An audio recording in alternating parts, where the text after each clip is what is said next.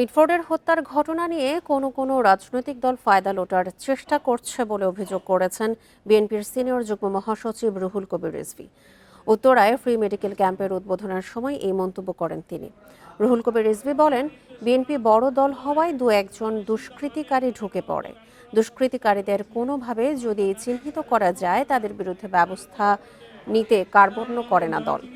গত পরশু রাতে পাবনার সুজানগরে বিএনপির দু গ্রুপের সংঘর্ষের ঘটনা ঘটেছিল। সেই রাতেই তাদের বহিষ্কার করা হয়েছে।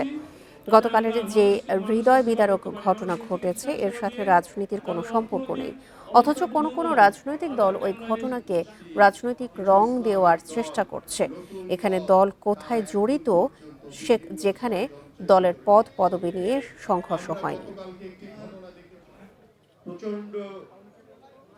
বিএনপির নামে, দলের নামে বা এই সমাজে কোন দুষ্কৃতিকারী, কোন ঘাতক, কোন ধরনের অপরাধকারী, সমাজ বিরোধী কেউ যেন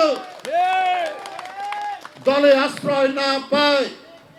যদি দেখেন তার এই ঘটনা, সাথে সাথে আপনারা ব্যবস্থা গ্রহণ করবেন।